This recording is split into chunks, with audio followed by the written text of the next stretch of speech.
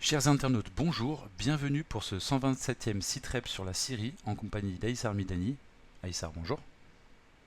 Bonjour Raphaël, bonjour à tous et je vous souhaite bonnes vacances et bon été à tous.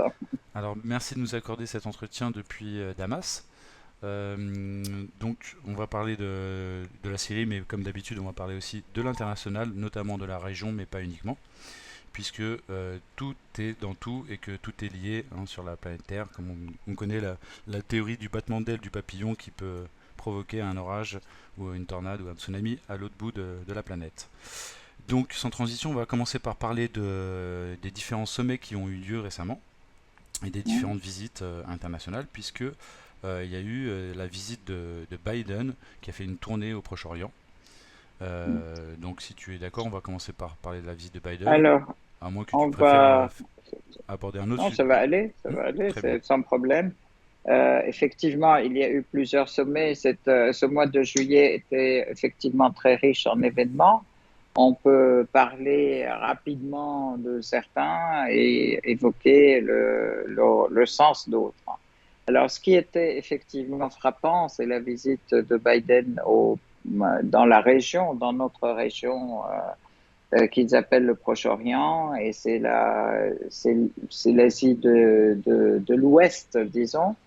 Et en même temps, donc, la visite de Biden qui a visé d'abord l'État fantoche d'Israël pour assurer les Israéliens de son soutien. Cette visite intervient après des gros crimes et des grosses agressions israéliennes contre le peuple palestinien, notamment l'assassinat de la journaliste Shirin Abu Akleh, pour laquelle les Américains continuent à dire que ça a été fait par erreur, parce que c'est comment dire, la cour israélienne en a dit ainsi. Vas-y, vas-y. Il faut préciser également que cette journaliste avait également la nationalité américaine, Tout à si fait. je ne me trompe pas. Donc Non, non, tout on à voit à fait. travers ce drame que les Américains acceptent sans sourciller que les Israéliens assassinent des membres, enfin des ressortissants finalement de leur pays. Absolument. Alors, ça, c'était important. Et malgré tout, ils viennent tenir un discours de soutien sans faille, parce que Biden, aussitôt arrivé à l'aéroport de Tel Aviv, il affirme haut et fort que sans être juif, il est quand même un grand sioniste et qu'il soutient le sionisme et qu'il soutient l'État d'Israël. Donc ça, c'était quelque chose d'assez flagrant. Alors que pendant ce temps et pendant tous les mois précédents, les Palestiniens se font arrêter, tuer, se sont tirés à bout portant par l'armée israélienne. Il y a même des enfants qui se font tirer à bout portant. Les arrestations, je voudrais quand même rappeler qu'il y a plus de 4000, il y a des milliers de prisonniers qui sont maltraités aussi dans les prisons israéliennes. Il y a des centaines d'enfants qui sont dans les prisons israéliennes et qui sont aussi maltraités. Il y a des centaines de femmes qui y sont. En fait, et que l'armée israélienne continue, non seulement continue à arrêter et envers les villes et les maisons pour faire des arrestations sans arrêt, des militants, des gens, même des militants qui ont déjà été libérés. Donc ça, c'est un point quand même qui est très, très important à voir, que sur cette toile de fond, en fait, de l'agression permanente de l'État israélien à tous les civils palestiniens, et ajouter aux agressions des colons contre la population aussi palestinienne, et tout ceci protégé par l'armée israélienne. Avec tout ça, les États-Unis qui parlent toujours qui se remplissent la bouche de mots de démocratie, de liberté, etc., ils continuent à soutenir donc cet État voyou qui est l'État d'Israël dans toutes ses horreurs.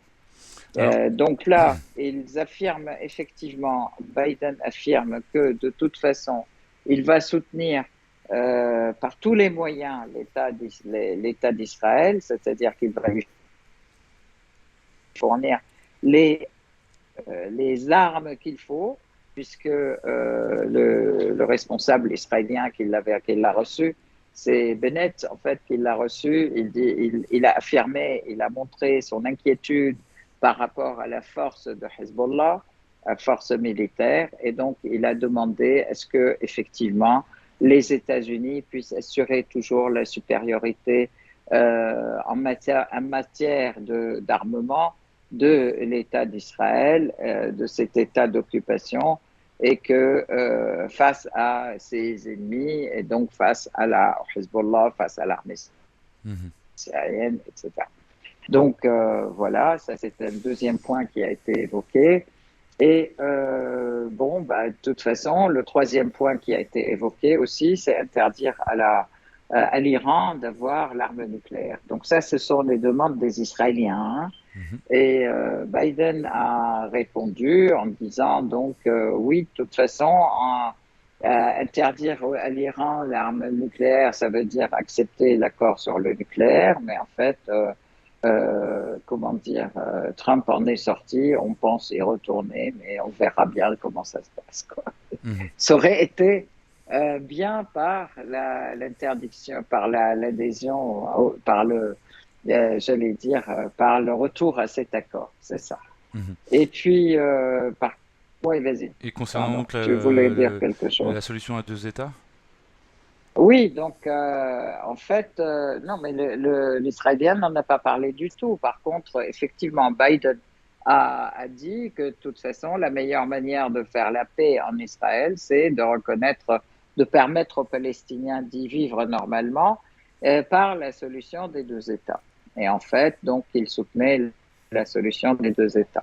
Oui. Là-dessus, bien sûr, l'Israélien n'a pas tiqué, mais il est clair que dès le lendemain, les Israéliens ont déjà affirmé, ont donné l'autorisation à la construction de 160 000 unités d'habitation de l'occupation israélienne dans la banlieue sud d'Al-Quds. Et sur une colline, et cette colline, elle sépare en fait Bethléem de la banlieue sud d'Al-Quds, ce qui fait que les Palestiniens ne peuvent pas aller de Jérusalem à Bethléem. En fait, excuse-moi, Aïssa, Oui. d'après moi, c'est ce que le point que je t'avais soulevé en préparant cette interview. Il me semble que le soutien américain à la solution à deux États, c'est un soutien empoisonné.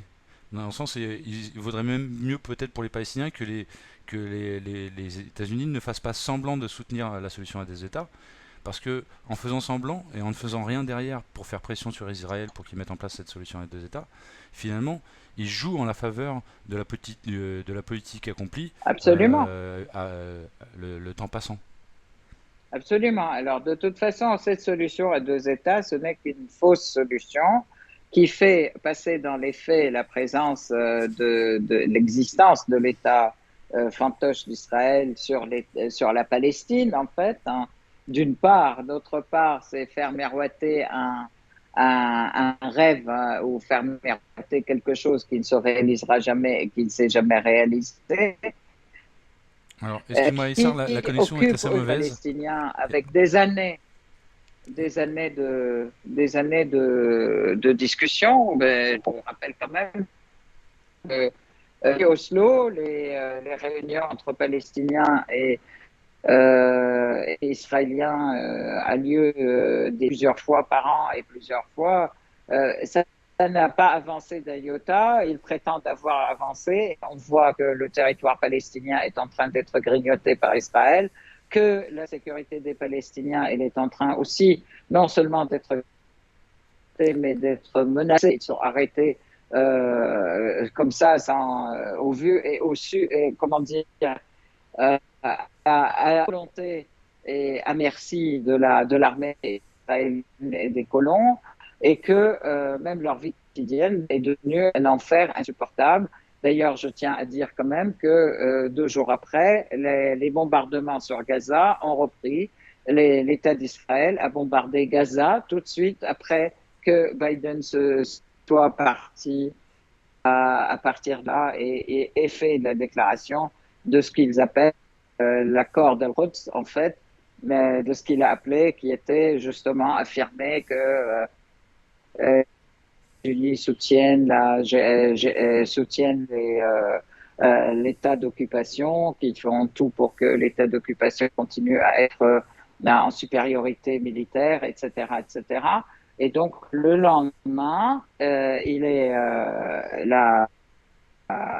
Israël, l'État d'Israël, a bombardé Gaza, donc D'accord. en faisant des morts et des blessés.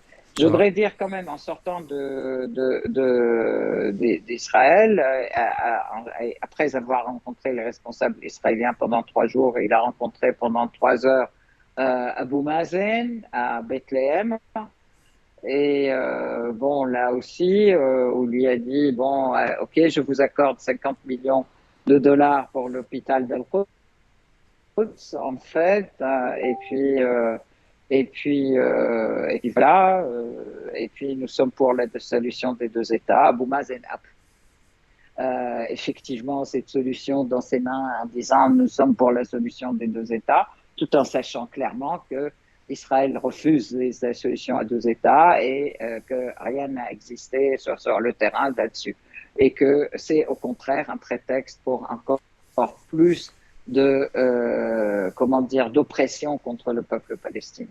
d'accord. Voilà. Donc, Biden est parti de là vers l'Arabie Saoudite, donc avec un avion qui est la deuxième fois, en fait, la première fois, c'était Trump qui était venu de manière directe de l'Arabie Saoudite vers Israël. Et là, c'est là, non seulement une ouverture de lignes aériennes, et c'est l'ouverture des airs, en fait, du ciel saoudien à l'aviation israélienne. Donc ça, c'est un point très grave et qui a commencé, qui a eu lieu. Et puis, bon, en Arabie Saoudite, l'accueil était plutôt un accueil quelconque à Biden, c'est-à-dire pas de poignée de main, pas, c'est un maire, le maire d'une ville secondaire qui est allé l'accueillir à l'aéroport, ni MBS, ni le roi. Et les rencontres ont eu lieu juste des rencontres comme ça, courtoises et distantes. Par contre, Biden a demandé quand même qu'il y ait une réunion avec l'ensemble du comité du Conseil de coopération du Golfe, c'est-à-dire tous les pays du Golfe auxquels effectivement ils ont assisté, et avec en plus le roi de Jordanie et Sisi de l'Égypte. Hein. Bon, ils ont tous affirmé. Alors, Biden a demandé est-ce que effectivement qu'il y ait une augmentation de la production de pétrole pour pallier au manque russe. La réponse a été nous sommes au maximum de notre Capacité. capacité de production, donc on pourra peut-être augmenter sur le long terme 1 ou 2 000 barils, mais de plus, en fait, 1 ou 2 millions, pardon, de barils par an, mais sans plus. Hein. Sur le plan de du positionnement par rapport à la guerre d'Ukraine, l'ensemble des pays du Golfe ont répondu que de toute façon, ils ne souhaitaient absolument pas s'immiscer dans cette histoire, qu'ils font partie, que donc c'est là, ils se tiennent à l'écart en fait de cette histoire entre la Russie et l'Ukraine, et aussi entre l'OTAN et la Russie. Par contre, que au niveau au niveau de la production, au niveau des sanctions, etc., ou de la production de pétrole. Ils disent que de toute façon, la Russie fait partie des pays de l'OPEC+, et que de toute façon, ils sont contents et il est important que tout le monde puisse coopérer ils ne failliront pas aux décisions de l'OPEC+. Mhm. Et concernant Ça, l'Iran? c'est très important. Concernant l'Iran, alors effectivement, l'ensemble des pays du Golfe ont dit l'Iran, c'est un pays voisin, c'est un pays qui fait partie des pays de la région et qui a des rapports corrects avec tous les États de la région. Et pareil, nous ne tenons pas du tout à ce que nos rapports s'enveniment. Au contraire, notre sécurité est une sécurité commune et on va plus vers des ententes, plutôt une entente avec l'État, avec l'Iran. Mais c'est vrai que d'un Il point de est vue, on peut important. comprendre, excuse-moi Issar, que d'un point de vue des pays du Golfe, quand bien même ils seraient rivaux économiquement, stratégiquement avec l'Iran, pour certains, je pense plus à l'Arabie Saoudite, mais même ces pays-là n'ont pas forcément un intérêt majeur à ce qu'il y ait des frappes contre des cibles nucléaires en Iran, dans le sens où il pourrait y avoir des retombées radioactives sur leur terrain, voire que ça pourrait déclencher une guerre régionale à laquelle ils n'ont pas intérêt. En fait, je crois que ce qui ressort, c'est que effectivement, les États de la région, en fait, les États arabes du Golfe, veulent avoir plus de marge de manœuvre par rapport aux États-Unis. Ils en ont marre que les États-Unis s'immiscent dans leurs affaires, ça d'une part. Et d'autre part, ils voient quand même l'avenir, comment d'une part que nous sommes dans une phase où les États-Unis est dans une phase plutôt qui baisse, et que les pays de la région, la Russie, l'Iran, la Chine sont aussi dans une phase montante. Il est important de rappeler quand même que l'Arabie saoudite entretient des pourparlers avec l'Iran à Doha, à Qatar, que les choses se présentent très bien, d'une part, Il y a et aussi que des d'autre discussions part, en Irak aussi, il me semble, sous l'égide de l'Irak en aussi. Irak exactement aussi, et que d'un autre côté, l'Iran n'a agressé personne en fait dans la région, alors que les agressions israéliennes sont quotidiennes. Hein, bon, ça c'est un point important quand même à souligner. Excuse-moi aussi, ce que peut se permettre ce que se permettent de faire la Turquie et l'Arabie Saoudite, c'est-à-dire d'engager leurs troupes officielles dans des guerres contre des pays voisins, l'Iran ne le fait pas. Je pense que la Turquie est présente en Syrie Exactement, et l'Arabie exactement. Saoudite est présente au L'Arabie Yémen. Saoudite au Yémen, exactement, exactement. Alors, ça, c'est un point important, mais c'est un point qu'il faut remarquer aussi dans le changement de la donne mondiale et puis l'évolution du monde vers un monde multipolaire où les Américains ne seront plus que peut-être un des pôles, voire voilà, qui est peu agissant, un des pôles agissants, Mhm. mais pas le seul, et puis que leur pression et leur oppression diminuent, leurs Ah, c'est effets une coupure diminuent dans le monde entier. dans la région. Voilà. Ok, Ah. il y a des moments, je présente nos excuses aux internautes, il y a des petits moments où la connexion est un petit peu moins bonne, mais apparemment ça revient à chaque fois. Donc on va continuer l'interview. Mhm. Je mentionnais donc la Turquie Ouais. et l'Arabie Saoudite qui sont, c'est vrai, on a l'habitude dans la région de parler des quatre grandes puissances, ce qui serait Israël, l'Iran, mais aussi donc l'Arabie Saoudite et la Turquie. Et finalement j'ai parlé de la Turquie et de l'Arabie Saoudite, mais il y a aussi Israël qui agresse des pays voisins. Et finalement, effectivement, Ouais, tout l'Iran à est le fait. seul qui n'agresse pas avec son armée régulière. Tout Euh, à fait. Alors, je voudrais dire à propos d'Israël, effectivement, c'est un pays qui est en perte de vitesse, en fait, et qui est plutôt bouffé par la peur du Hezbollah, par la peur d'une confrontation avec l'axe de la résistance, et par les crises intérieures aussi. Il est bouffé par les crises intérieures. Il faut dire que Lapide, il n'a pas, il va vers une dissolution du Parlement aussi rapidement, vers encore des élections anticipées, etc., etc. Ce qui fait que Il n'y a que dans la tête de ceux qui veulent créer des rapports importants avec Israël, qu'Israël a une existence importante, alors que sinon c'est un mythe en fait qui n'a plus aucune force aujourd'hui et qui est plutôt dans une position de peur de ses voisins plutôt que dans une position de force. Mhm. Un des objectifs aussi de Biden, c'était de vouloir intégrer Israël dans la région en faisant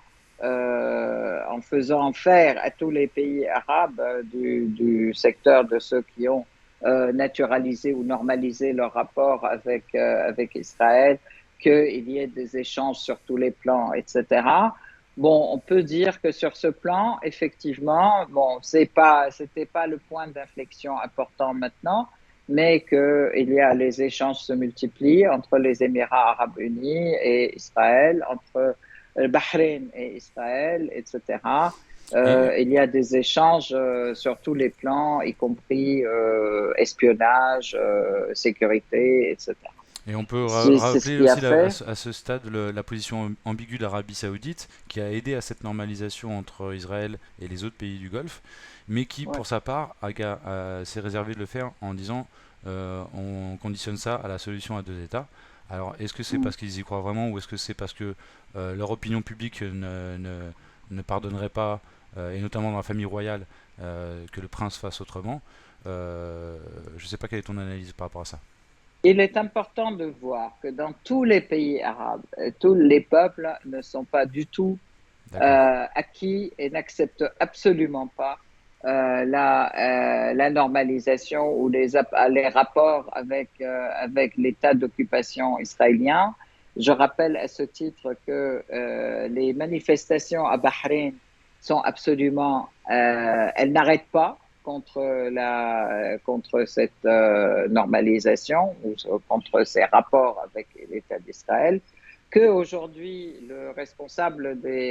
alors que au Maroc, alors que le responsable des services secrets israéliens rend visite au ministre de l'Intérieur du Maroc pour renforcer les rapports au niveau justement, de la répression, il faut le dire, et au niveau De l'espionnage. des sécuritaires et de l'espionnage. De grandes manifestations du peuple marocain ont lieu et beaucoup de manifestations s'y opposent.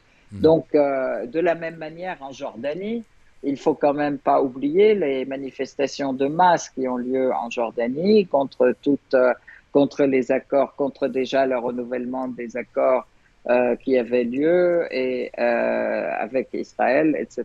Donc tous les peuples arabes sont très patriotiques et leur cœur est Et en avec les particulier, Palestiniens. Et en particulier en Arabie En Saoudite, particulier, oui, le prince, il est peut-être pas non plus tant sensible que ça à l'opinion publique saoudienne. Peut-être qu'il est plus oui, sensible à la famille saoudienne qui peut-être, son pouvoir est peut-être plus fragile entre guillemets que dans d'autres pays du Golfe, dans le sens où la famille saoudienne est très grande et qu'on sait qu'il y a peut-être certains qui pourraient, enfin, peut-être qu'il risquerait son siège en fait s'il abandonnait la cause palestinienne. C'est pas parce que lui-même y croit, mm. mais c'est peut-être parce que une bonne partie de la famille royale y croit, entre guillemets. Je ne sais pas, qu'est-ce que tu en penses? En fait, moi, je ne sais pas quelles sont les positions de la famille royale, Elles mais je doivent être sais très que multiples.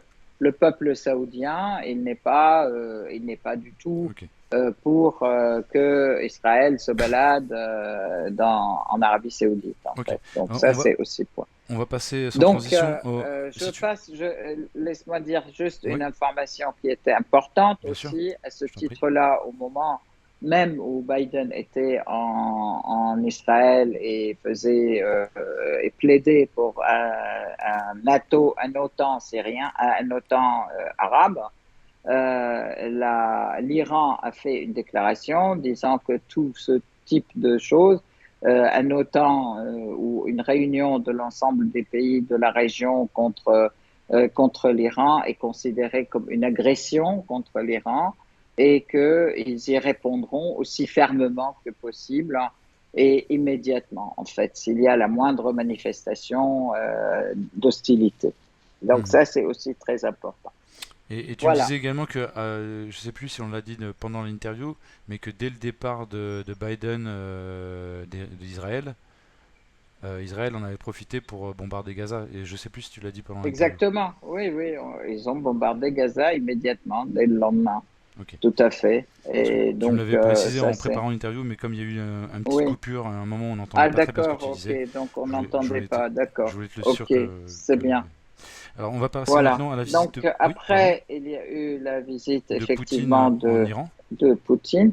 Alors, moi, un petit commentaire en ce qui concerne la visite de Biden en Israël. Le commentaire que je ferai, c'est que c'est un pays qui est en échec, hein, c'est Israël, et un président qui est en échec, qui est Biden aux États-Unis, parce que vous savez que bientôt, en novembre, il va y avoir les élections du midterm, en fait, hein, et que lui, il n'est pas, en fait, les sondages montrent qu'il n'est pas du tout soutenu par la population, qu'il n'y a même pas 23% de la population qui est pour Biden. Et pareil pour l'État d'Israël qui tombe en désuétude aussi et qui est bouffé de tous les côtés. Donc c'est quelqu'un qui est en échec qui va à la rencontre de quelqu'un d'autre en échec pour se serrer les coudes entre eux face à leur destin en fait. On peut mentionner aussi... Et pour moi, c'est pas plus que ça en fait Mm. cette On, rencontre. on Ouais. peut mentionner aussi, pour ceux qui ont la curiosité d'aller voir les images, voir la démarche de Biden auprès du responsable palestinien, la démarche Robocop, qui est, on dirait un robot, c'est vrai. Oui, oui, C'est c'est très ça. étrange. On se demande ça. Et alors, On se par contre, demande si c'est un vrai ou un robot. le C'est responsable qui vrai. était entre guillemets radieux, c'était MBS, parce que on se souvient que pendant la campagne Biden, sa campagne pour son élection, Biden avait dit qu'il voulait mettre à l'amende, au moins politiquement, MBS pour le punir du meurtre de Khashoggi, du journaliste en Oui, Turquie là. Khashoggi. Voilà. Et finalement, il n'en a rien C'est un été. journaliste américain du Washington Post, en Oui, fait, ce qu'il faut aussi rappeler. c'est ça. Et donc il n'en a rien été. C'est pour ça que MBS a pu paraître aussi triomphant et fier comme un pan pendant la Mhm. visite.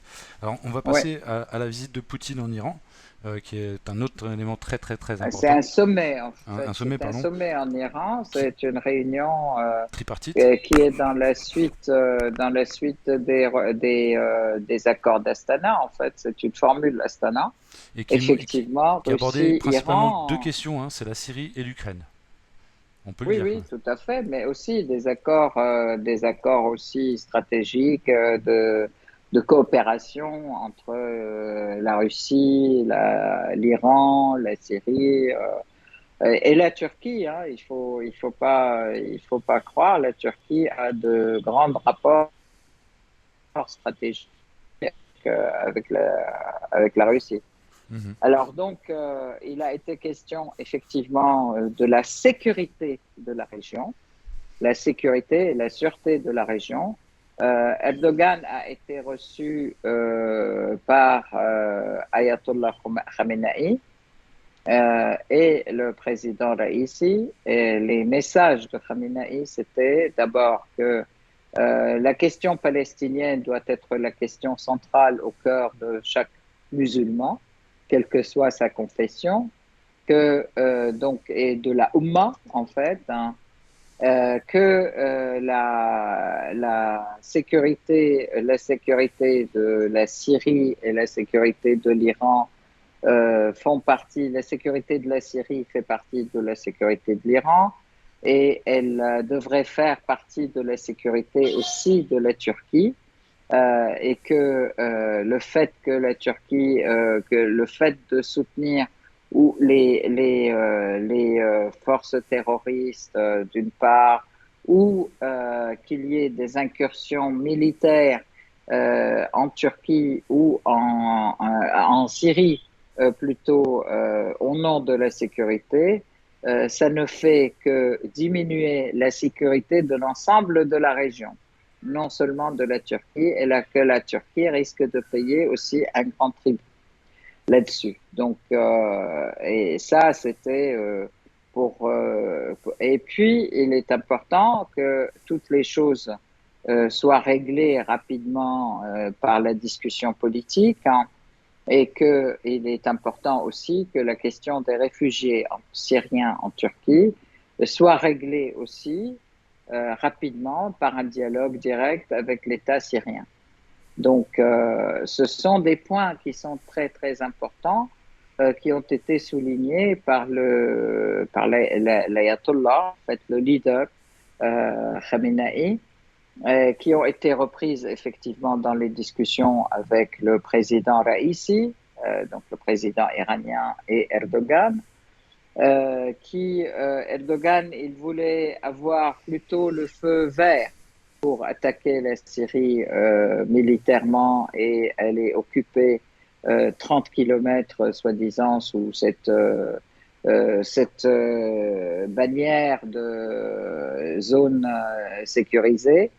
Et donc là, il a eu tout le contraire, où tout le monde lui a dit, en fait tout le monde, c'est-à-dire aussi bien la Russie que l'Iran, lui ont signifié clairement que de toute façon, attaquer la Syrie, c'est aussi très mauvais pour la Turquie et que l'Iran ne laisserait pas faire, la Russie non plus ne laisserait pas faire, et que tout ça, c'est dans l'intérêt du peuple turc et de la Turquie aussi qu'elle ne le fasse pas.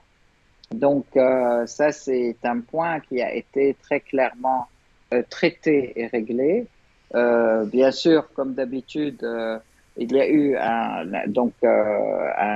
communiqué commun auquel la Turquie a adhéré, comme d'habitude. D'ailleurs, dans les accords Astana, elle a toujours accepté et signé l'intégrité territoriale de la Syrie, non au séparatisme, parce que là aussi, sur cette question, il disait soutenir des gens qui veulent prendre des parties de la Syrie est très mauvais, aussi bien pour la Syrie que pour la région, que pour l'Iran et que pour la Turquie.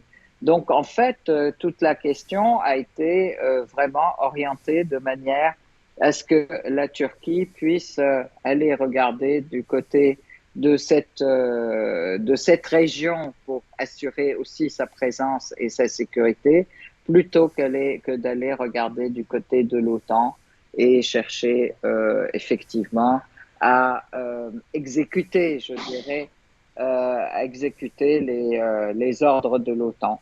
Donc ça, c'est très, très important. Il y a eu également donc une réunion sous l'égide des États-Unis qui a réuni 30 personnes, 30 pays pardon, et qui avait pour cible Hezbollah.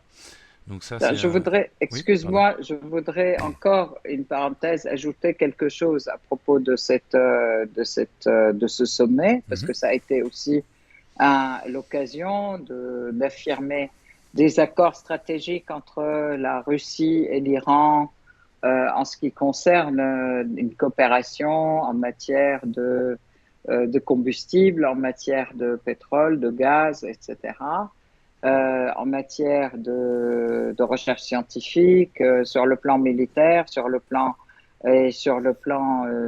scientifique et sur le plan sur tous les plans, y compris culturel, etc.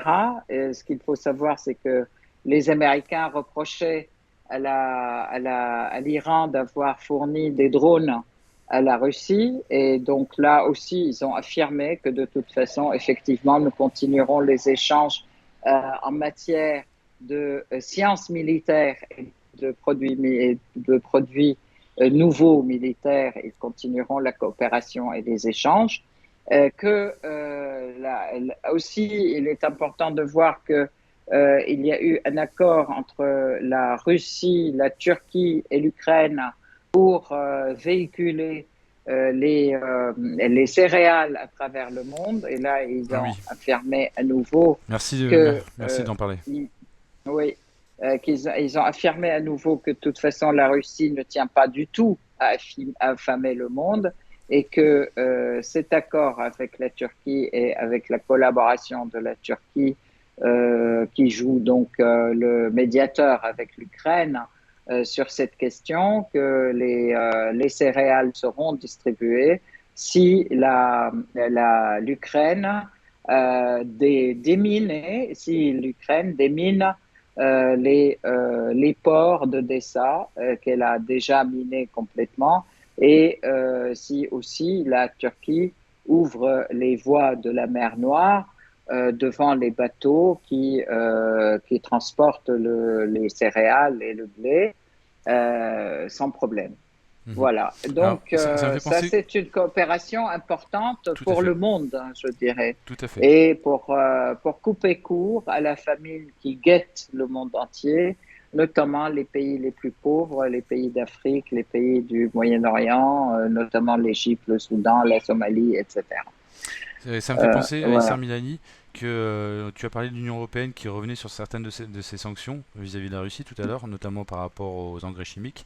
Euh, Par et, rapport aux engrais, et, oui, et, et- pour l'agriculture. voilà, et Et ça va au-delà. Et c'est notamment sous la pression, je ne sais plus si tu l'avais précisé, mais c'est notamment sous la pression de l'Union africaine qui explique qu'en fait, oui, ils ne peuvent plus acheter de céréales à la Russie parce que, tout à puisque fait. l'Union européenne a déconnecté la Russie, les banques russes du système SWIFT, ils ont le plus grand mal à acheter des céréales russes. Tout à Voilà une fait. Et information donc, de ce importante. fait, la Russie exige qu'il y ait une levée de l'embargo aussi sur la circulation des céréales, Tout à et fait. des céréales russes.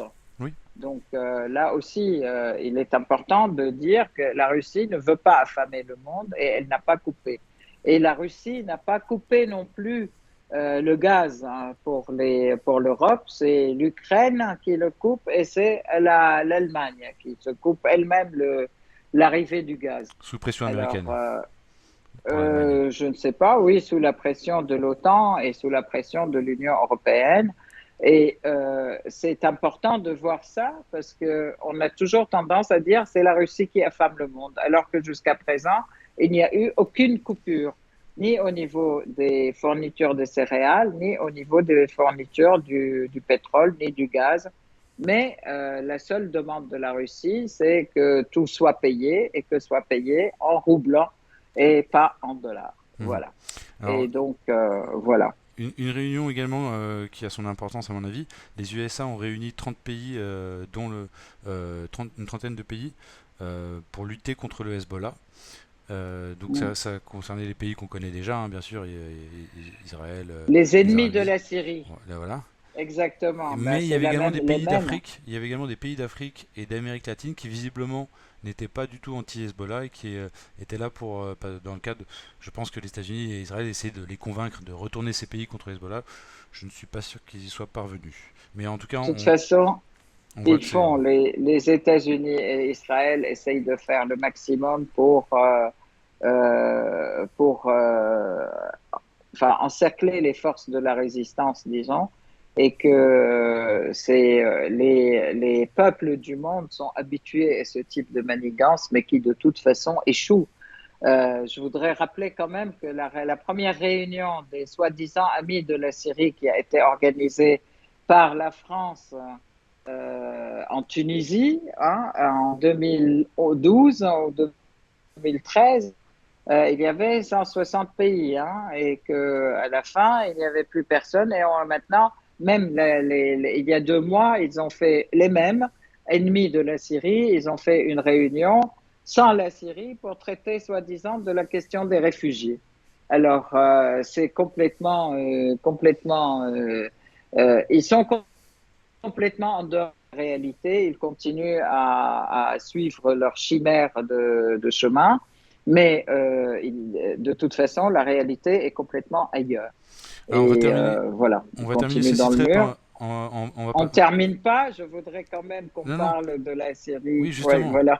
on va terminer ce site rep en se réservant une dizaine de minutes pour parler de la Syrie. Mais juste avant, je vous donne Ouais, deux informations internationales que je voudrais que tu commentes très ouais. rapidement. La Russie interdit les activités de la Jewish Agency, donc, qui est chargée de l'immigration des juifs de par le monde en Israël. Donc elle interdit Mhm. les activités de cette agence sur le sol En russe. Russie. Voilà. Et Ouais. deuxième information, donc ce sont les 60 ans de l'indépendance de l'Algérie qu'on vient de fêter. Donc est-ce que tu peux Ah commenter ces deux? oui, alors je ne peux que applaudir des deux mains la Russie qui interdit effectivement cette agence qui organise l'expatriation des Juifs de chaque pays comme ça pour qu'ils aillent en Palestine, alors que les Israéliens, les Juifs israéliens, ils rebroussent chemin dans leur pays d'origine. Donc c'est de la contre-immigration. En fait, c'est quelque chose qui, je suis tout à fait ravi que la Russie ait compris le jeu et l'enjeu et qu'elle ait interdit cette agence. Ça, c'est un premier point. Le deuxième point aussi, je félicite le peuple algérien et tous les Algériens pour l'anniversaire de la révolution et l'indépendance algérienne. Je peux dire, nous, Syriens, nous avons l'Algérie dans notre cœur depuis toujours. Et c'est pareil par rapport à l'ensemble des Algériens. Je crois que nous avons une relation importante des deux peuples qui sont liés par le cœur et qui sont liés par la lutte. Et nous sommes liés aussi par l'amour de la Palestine et la lutte pour la libération de ce pays et de ce peuple. Mhm. Voilà. Merci beaucoup. Alors, Alors maintenant, on va parler de la Syrie proprement dit, puisqu'on a parlé de tout ce qui était autour. alors, La visite d'Assad à Alep, Alors, je il était voudrais question... dire Oui, pardon. effectivement, oui, maintenant en Syrie, l'armée arabe syrienne se déploie sur l'ensemble des frontières syriennes avec la Turquie. C'est-à-dire que le drapeau syrien a été hissé sur la ville de Manbej. Manbij, Mhm. sur la ville d'El-Bab, sur la ville de Tal Tamr, Tal Isa. Et donc, l'accueil de la population à l'armée syrienne a été un accueil très chaleureux et magnifique, hein. Je voudrais dire aussi, ça continue et on espère que l'ensemble du territoire du nord de la Syrie et de Hasakeh, de l'est de l'Euphrate, reviennent effectivement complètement au contrôle de l'État syrien. Je voudrais aussi dire, il y a quelques jours, hein, ça s'est arrêté maintenant, mais il y avait la centrale thermique, effectivement la centrale thermique qui contrôle le réseau de distribution d'eau à Alouk, en fait, qui alimente la ville de Hasakeh. Elle était mise en panne par les Turcs pendant 17 jours, pendant ces jours de canicule. La ville de Hasakeh et ses banlieues étaient privées d'eau complètement. Bon, heureusement, ça s'est rétabli et ce sont les milices de Qassad qui reviennent. Alors, tantôt, ils sont pour des pourparlers ou des discussions avec l'État syrien, tantôt avec les Américains. On ose espérer que maintenant, ils sont revenus ou ils reviennent peu à peu à la raison et à l'État, en fait. Dans le nord de la Syrie, comme j'avais dit, effectivement, l'armée syrienne se déploie progressivement. Alors, indépendamment de cela, mais peut-être c'est un fait qui est lié aussi comment dire, au début de la fête. Vous savez qu'il y avait la fête de Eid al-Adha, l'Eid al-Kibir, au début du mois de juillet. Donc, et c'est en fait le 10 juillet, le 9 juillet, c'était le premier jour et le président Assad est allé à Alep, hein, fêter d'abord le 10e anniversaire de la libération de la ville d'Alep et à cette occasion, c'est le lancement d'une centrale thermique de production électrique qui a été mise en production et lancée donc par le président Assad. Donc à l'occasion de la fête, pour la fête, hein, et pour dire merci aux habitants d'Alep, merci à leur lutte, merci aux industriels d'Alep qui se sont battus, qui ont tenu bon aussi contre le terrorisme et qui ont continué à produire et qui ont continué à défendre le pays. un grand merci dans son discours, il l'a dit et de manière très saisissante et touchante. Un grand merci à tous les ouvriers et techniciens et ingénieurs de cette centrale qui a été complètement détériorée, détruite par les terroristes et qui a été refaite par eux, par leurs propres compétences et par leurs propres mains, alors que beaucoup de sociétés qui s'étaient présentées pour cette Reconstruction. cette reconstruction ont abdiqué et ont dit qu'on ne peut rien faire, il faut faire quelque chose à côté, elle n'est pas rattrapable et que ce sont les compétences syriennes des ouvriers, techniciens, ingénieurs syriens avec des amis à leur côté, des amis iraniens et autres qui ont aidé effectivement à la reconstruction et à la réhabilitation totale de cette centrale qui s'est remise à fonctionner et qui a aussi permis de lancer aussi les circuits de distribution d'eau et notamment le lancement de l'eau aussi dans la rivière de Kouek, en fait, des réseaux d'irrigation, je dirais. Mhm. Donc ça, c'est un phénomène, c'est un fait qui est très important. La population était très contente, en fait, d'après ce qu'on a vu à la télévision, etc. Des scènes vraiment de liesse, retour, même de la visite du président. C'est la première visite depuis les événements depuis 2010-2011 à Alep du président Assad. Il faut savoir que Alep ou l'est d'Alep était vraiment la base terroriste la plus importante et qu'il y avait aussi là-dedans des terroristes qui étaient dirigés par toutes les forces comment dire, De les l'étranger. détectives, les forces de renseignement de l'OTAN, tous de l'OTAN. Il y avait des Français, des Anglais, des gens du Mossad, partout. Donc, ça, c'est aussi très, très important. Pour moi, cet ensemble de situations, en fait, aussi bien le discours de Hezbollah, cette dernière réunion en Iran, formule Astana, ce sont aussi, ils dessinent une nouvelle période en Syrie, une nouvelle période dans la victoire syrienne qui s'inscrit de plus en plus dans les réalités et qui permettra au peuple syrien qui a bien tenu bon et qui a bien résisté à toutes ces non seulement à la guerre, mais aussi à la guerre économique, à l'embargo, à toutes ces difficultés même quotidiennes au niveau de son propre pain, parce que je rappelle quand même les incendies de récolte et le vol du blé qui continue d'ailleurs, le vol du blé et du gaz et du pétrole syrien par les Américains. Aussi, la fabrication et l'entraînement à nous continu des deux terroristes, aussi bien comment dire, dans le camp d'Al-Hol dans le nord-est de la Syrie et dans le camp Al-Tanf, dans la base d'Al-Tanf Près de la Jordanie. américaine, voilà, près de la Jordanie. Donc tout ceci, je crois qu'on passe dans une phase terminale Mhm.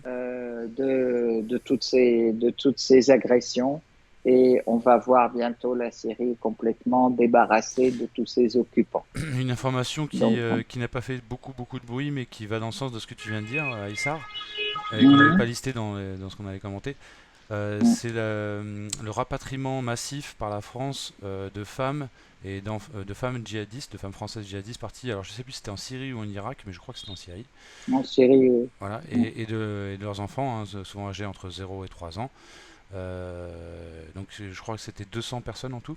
C'est la première fois que la Mhm. France fait un rapatriement massif. Ça a toujours été au cas par cas. Elle a refusé plus ou moins de le faire jusqu'à présent. Est-ce que tu veux commenter cette information? Enfin, en tout cas, ça montre bien qu'on dirait que c'est la fin de la partie, la Mhm. partie c'est pas un jeu, mais la partie dégueulasse jouée par l'OTAN, quoi. La partition dégueulasse jouée par l'OTAN en Syrie, on sent bien qu'elle touche à sa fin. Absolument, mais d'un autre côté, c'est vrai que on voit la fermeté de l'environnement, je veux dire la fermeté de l'ensemble des pays avoisinants. L'Irak qui refuse aussi cette occupation et qui refuse aussi ces ingérences, la Syrie, l'Iran, la Russie, bon, et puis j'espère bientôt la Turquie va être amenée aussi à accepter cet état de fait et accepter le fait que la sécurité de la Syrie, c'est aussi la sécurité de la Turquie et pas l'inverse en fait, et que la sécurité de la Turquie ne peut pas jouer pour la sécurité en Syrie. Ce que tu, Donc ça, c'est ce que tu aussi dis très est, important. ce que tu dis est logique, mais j'ai pas l'impression que Erdogan soit toujours si logique que ça. Il est parfois pragmatique, mais sa vision stratégique à long, à court terme, moyen terme et long terme est difficilement lisible. Il est un peu bizarre quand même, ce Erdogan, Mhm. pour ne pas Oui, dire oui, plus. tout à fait, tout à fait. Mais Sa parole n'est pas très donc crédible en tout plus. sur ce, non, mais sa parole n'est pas crédible. Mais je crois que les actes le sont et que les pressions aussi, elles jouent. La pression russe, la pression iranienne, elles jouent quand même Bien sûr, contre Erdogan. bien sûr. Donc voilà. Ok. Eh bien, Voilà, Aïssar bon, Milani, sur ce, chers amis, on merci peut beaucoup. terminer effectivement notre site rep et je vous salue. Et puis, désolé d'avoir traîné un petit peu parce que ça fait 3 semaines de notre dernier site rep, je crois, et pas 15 jours comme nous faisons habituellement.